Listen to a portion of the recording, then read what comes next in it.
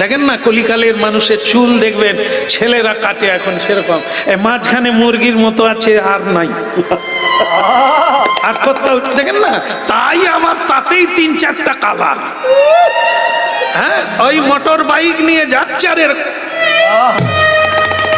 আর কলিকালের কুমারী মেয়েরা যেন রাজপুত্তুর চলে গেল। এ রাজকন্যা জানে না বাইকটা ওর বাবার পয়সা। আর এরা জানেন তো আমরা পাম্পে তেল ভরি, ওরাও পাম্পে যায়, দাদা 50 টাকার তেল। আরে কত দূর যাবে? 2 লাখ টাকার বাইক 50 টাকার তেল ভরে। আরে ঘর যেতে পারবি? ঠেলা শুরু করতে হবে। কি করবে? ওটাও তো পকেট মেরে এনেছে, বাপের পকেট মেরে। আর এরাই এমন স্টাইল মারবে কলির মতো, যেন মনে হবে যে রাজপুত্র রয়েছে। আর কত কুমারী মেয়েরা এদেরই পাল্লায় পড়ে ধিঁদুল হয়ে ঘরে ফিরে। এরা তো রূপ দেখে, চুলের ঝলকানি দেখে, চামড়ার ঝলকানি দেখে, গুণ দেখে না। অনেক গুণের গুণধর, কিন্তু তার চামড়াটা কালা বলে তাকে পছন্দ না। এরা গোরা চাই। হ্যাঁ, ক্যামেরাম্যানও হাসতেছে। ওই লাইনে যাসনি বাপ, হালে মুলে সব হারাবে। একটা হরিণ, জানেন তো নীতি গল্পে পড়েছিলাম, একটা হরিণ ঝর্ণার তীরে গিয়ে নিজের মুখটা দেখতে পেল। কি প্রশংসা! বলে ওই জন্য লোকে বলে হরিণ নয়নী। আমার নয়ন যে এত টানা টানা আমি তো জানতাম না। আহা,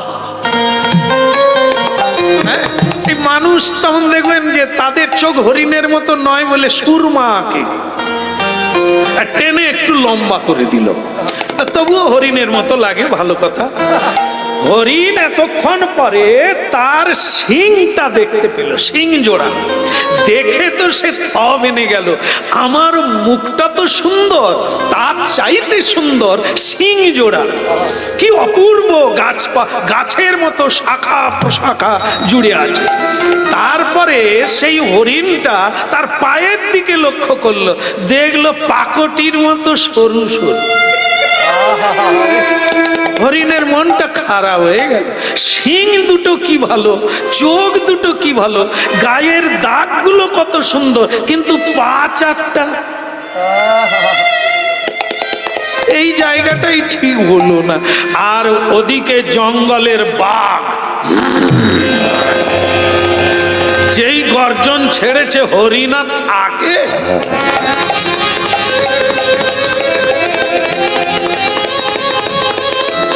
ছুট লেপালা গেল বটে, কিন্তু একটা জঙ্গলে লতা পাতা ঝুলেছিল, হরিণটার শিং দুটো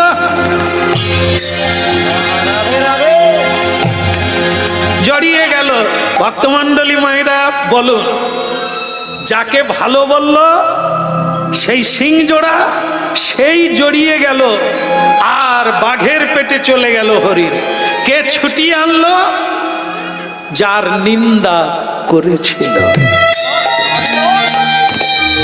এই নীতি গল্পে আছে, রূপের অহংকার করো না, রূপের পূজা করো না।